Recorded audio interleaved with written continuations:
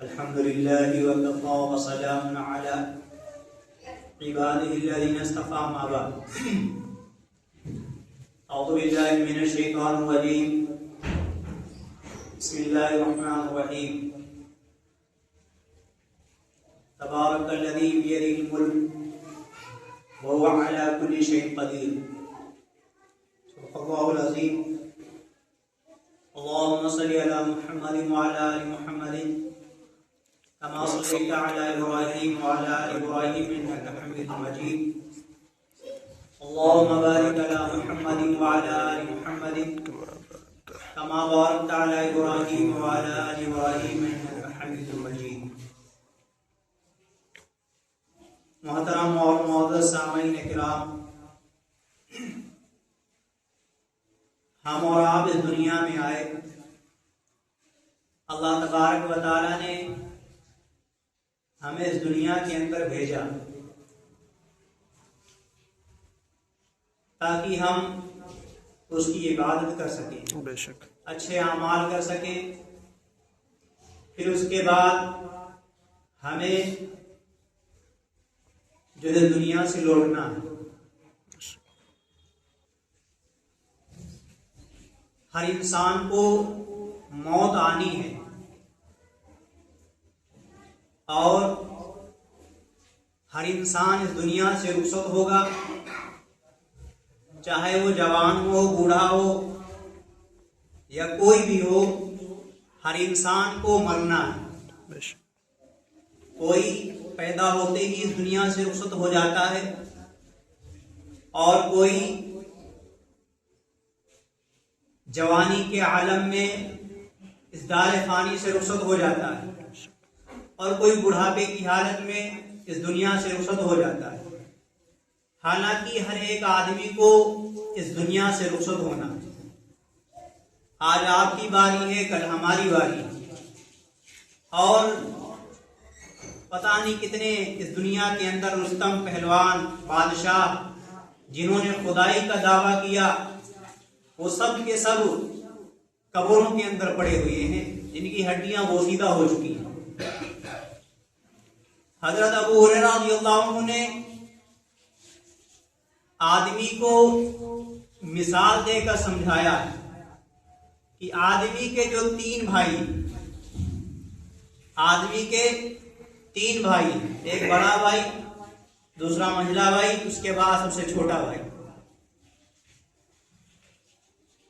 آدمی کی جب موت آتی ہے، موت کا وقت قریب ہوتا ہے، تو اپنے بڑے بھائی کے پاس جاتا ہے اور اس سے کہتا ہے کہ بڑے بھائی، میں نے آپ کے لیے پوری زندگی گنوا دی، آپ کو حاصل کرنے کے لیے، آپ کو پانے کے لیے. نہ ہم نے دن دیکھا، نہ ہم نے رات دیکھی، نہ ہم نے دھوپ دیکھی، نہ ہم نے چھاؤں دیکھا، نہ ہم نے بارش دیکھی، کسی کوئی چیز کی پرواہ نہیں کی، صرف آپ کو پانے کی کوشش کی. اب جو ہے یہ وقت رخصت ہو رہا ہے، موت کا وقت ہمارے قریب ہے، تو آپ ہمارے لیے کیا کر سکتے ہیں؟ بڑا بھائی کہے گا کہ ہاں، تم نے ہمارے لیے ساری چیزیں کی، آپ نے کوئی نہ دن دیکھا نہ رات دیکھی، ساری مشقتیں اٹھائی، اور آپ نے ہمیں چاہنے کی کوشش کی، لیکن میں اس وقت تمہارے کچھ کام نہیں آ سکتا،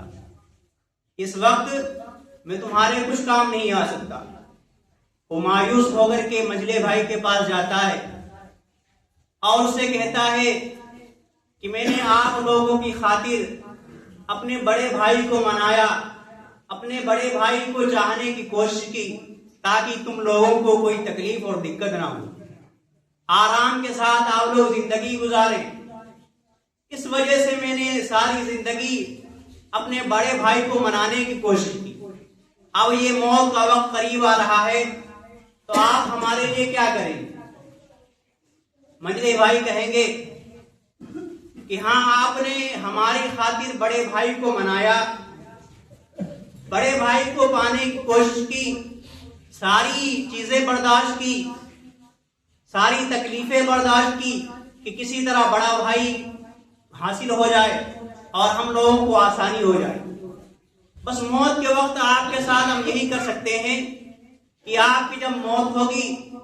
آپ کو جو ہے نہلا دھلا دیں گے اور آپ کو جو ہے قبر میں اتار دیں گے، پھر چلے آئیں گے۔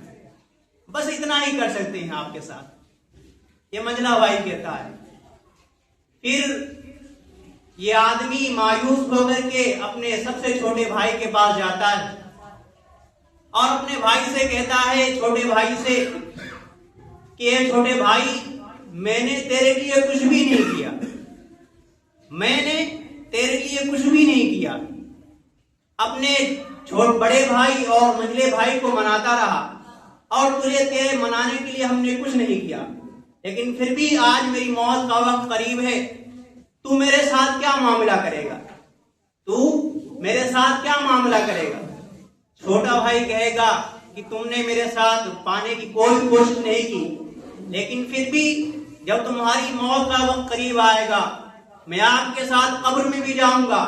میں آپ کے ساتھ حشر میں بھی جاؤں گا، میں آپ کے ساتھ جو ہے میدان محشر میں بھی رہوں گا۔ یہ حضرت ابو ہریرہ رضی اللہ عنہ نے مثال دے کر کے سمجھایا کہ آدمی کے 3 بھائی ہیں، یہ مثال دے کر کے سمجھایا۔ پہلا دنیا ہے، بڑا بھائی دنیا ہے۔ آدمی جو ہے دنیا کمانے کے لیے ساری مشقتیں برداشت کر لیتا ہے، نہ آرام دیکھتا ہے، نہ سکون دیکھتا ہے، نہ دن دیکھتا ہے، نہ رات دیکھتا ہے، اور دنیا کمانے کے لیے ساری جو ہے اپنی جوانی برباد کر دیتا ہے، اور یہاں تک کہ موت کا وقت قریب آ جاتا ہے، اور موت کے وقت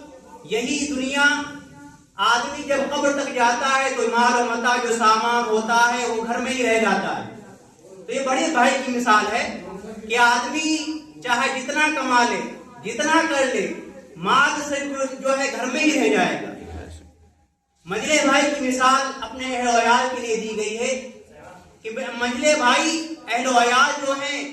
ہم ان کے لیے ساری چیزیں کرتے ہیں، سارا مال کماتے ہیں، دکھ درد برداشت کرتے ہیں، لیکن جب موت کا وقت قریب آئے گا تو اہل و عیال، رشتہ دار، بہن بھائی، اولادیں، بیوی بچے، ماں باپ، سب جو ہے یہ ہماری قبر تک جائیں گے اور 3 مٹھی مٹی ڈال کر کے واپس آ جائیں گے، 3 مٹھی مٹی ڈال کر کے واپس آ جائیں گے۔ پھر ہیں اعمال، جو سب سے چھوٹا بھائی ہے اعمال، یہ اس نے کیا کہا کہ ہم تمہارے قبر میں بھی رہیں گے، میدان حشر میں بھی رہیں گے، ہر چیز میں تمہارا ساتھ دیں گے، لیکن ہم نے اعمال کے لیے کیا کیا؟ ہم نے اعمال کمانے کے لیے کچھ بھی نہیں کیا، ہم نے اعمال کی جستجو کے لیے کچھ نہیں کیا، ہم نے کوئی نیک اعمال کمائے ہی نہیں، اور یہی اعمال جو مال جو ہم نے کمایا تھا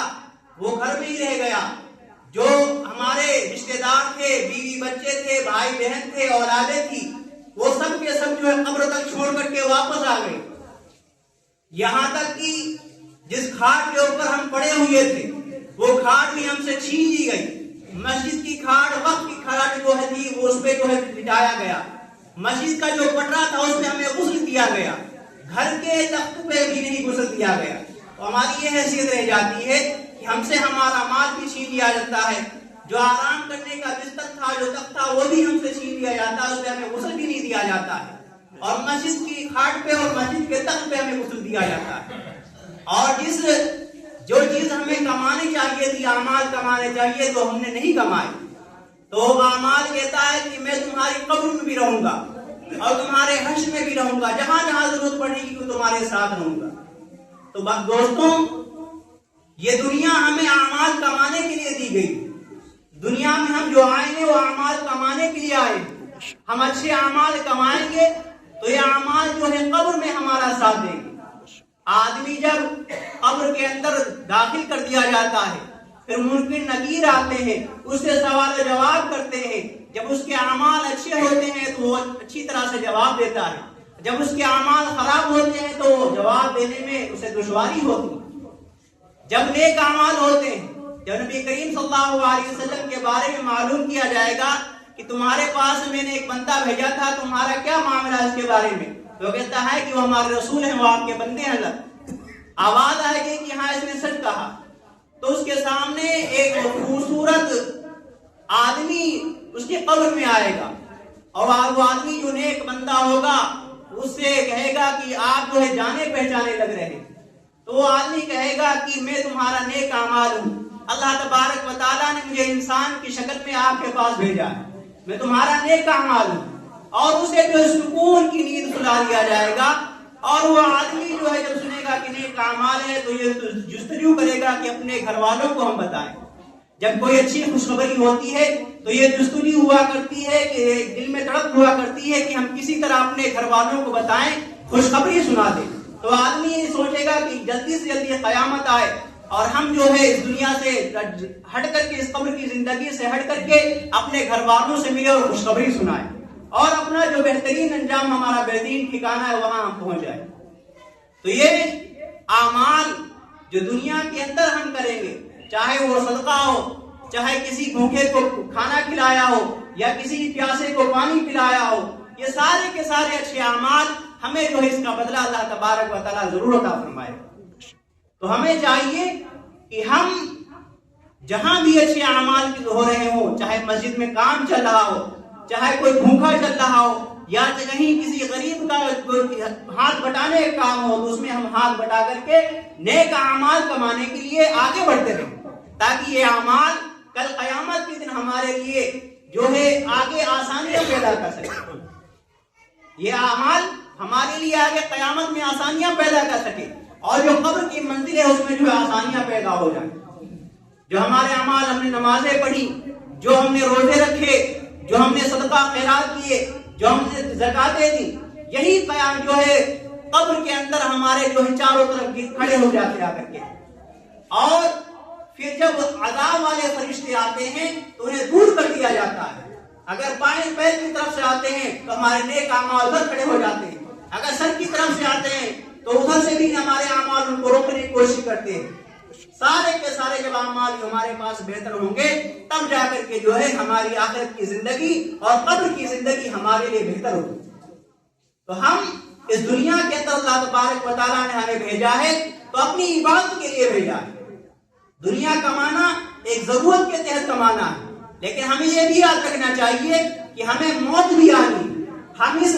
آخرت کی زندگی کے لیے ہم نے کیا کیا ہے، ہم نے کون سی کتنی نمازیں پڑھی ہیں، ہم نے اپنے اعمال میں کون سی جو ہے نوافل جو ہے اکٹھا کیے ہیں، ہم نے کون سے فرائض اکٹھا کیے ہیں، یہ آدمی کو سوچنا چاہیے اور خیال کرنا چاہیے کہ ہم پورا دن جو ہے ایسے گھومتے رہتے ہیں، اپنے جو ہے خالی اوقات کو ہم کہاں پہ خرچ کر رہے ہیں، کیا ہم سے جو ہے اللہ تبارک و تعالیٰ نے ہمارے اوپر جو نمازیں فرض کی ہیں وہ ہم سے چھوٹ رہی ہیں تو ہمارا کیا حال ہوگا۔ یہ آدمی سوچتا نہیں ہے، بس دنیا کمانے کے چکر میں، اپنے اولاد کی فکر میں، اپنے جو ہے جو فرائض اللہ تبارک و تعالیٰ نے نمازیں ہم پر فرض کی اور چھوڑے بیٹھتا ہے۔ اور یہی اولاد جو دنیا کے اندر جب ہمارا بڑھاپا سوار ہو جاتا ہے تو ہماری کوئی پرواہ نہیں کرتا، مرنے کے بعد ہماری کون سی پرواہ کر لے گا۔ زیادہ سے زیادہ ہفتہ 10 دن ہمارے لیے شوق منا لیتا ہے، رو دھو لیتا ہے، اس کے بعد وہ بھی فریاد کرنے والا نہیں رہتا ہے۔ تو یہ اولاد جن کے لیے ہم کما رہے ہیں، کمانے کے ساتھ ساتھ میں ہم اپنے لیے اعمال کا ذخیرہ بھی تیار کریں۔ اللہ تبارک و تعالیٰ کہنے سننے عمل کی توفیق عطا فرمائے۔ وآخر دعوانا الحمدللہ۔